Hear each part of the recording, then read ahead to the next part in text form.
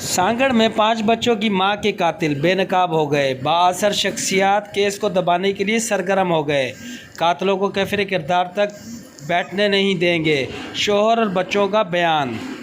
खबर शामिल करते हैं सांगड़ से।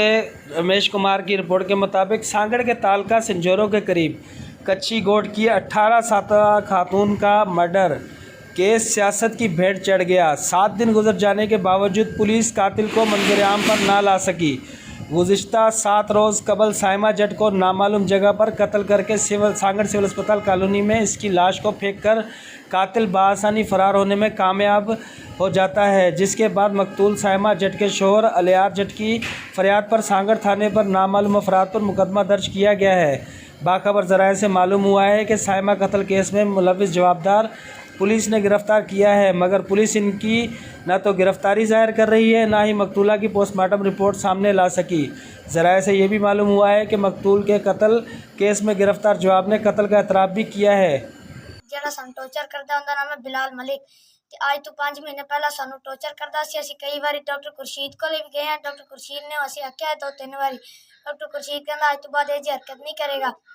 ਉਸ ਤੋਂ ਬਾਅਦ ਨਹੀਂ ਡਾਕਟਰ ਖੁਰਸ਼ੀਦ ਨੇ ਉਹਨੂੰ ਹਦਾਇਤ ਕੀਤੀ ਤੇ ਫਿਰ ਉਹਨੇ ਸਾਨੂੰ ਤੰਗ ਕੀਤਾ। ਅਸੀਂ ਪੁਲਿਸ ਥਾਣੇ ਗਏ, ਡਾਕਟਰ ਖੁਰਸ਼ੀਦ ਆਇਆ, ਉਹਨੇ ਸਾਡੇ ਅੱਗੇ ਹੱਥ ਬੰਨੇ, ਮੇਰੇ ਸਿਰ ਤੇ ਹੱਥ ਰੱਖ ਕੇ ਆਖਦਾ ਅੱਜ ਤੋਂ ਬਾਅਦ ਤੁਹਾਡੇ ਨਾਲ ਇਹ ਨਹੀਂ ਕਰੇਗਾ, ਦੁਬਾਰਾ ਇਹ ਜੀ ਹਰਕਤ ਨਹੀਂ ਕਰੇਗਾ ਤੇ ਤੁਸੀਂ ਇਸ ਗੱਲ ਨੂੰ ਇੱਥੇ ਦਬਾ ਦਿਓ ਤੇ ਕਿਸੇ ਨਾਲ ਦੱਸੋ ਜੇ। ਉਸ ਤੋਂ ਬਾਅਦ ਡਾਕਟਰ खुर्शीद ना हदायत की ना कुछ ते 18 तरीक 4 महीना सन 2025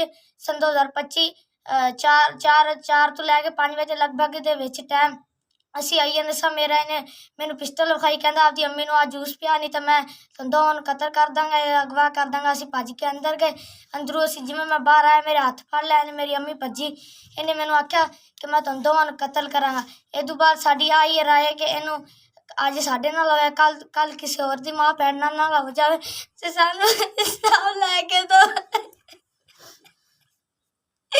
4 ॿार आहिनि ऐं मुंहिंजी बीवी जो नालो साइमा आहे ऐं असांखे बिलाल मलक जेको डॉक्टर खुर्शीद जो बैटरियो आहे सर, हू अॼु खां 5 महीना पहिरियां उनखे ब्लैकमेल करणु शुरू थियो ऐं मुंहिंजे पुट मूंखे अची ॿुधायो त हीउ असांखे ब्लैकमेल करे थो। ठीकु सर, असां 5-4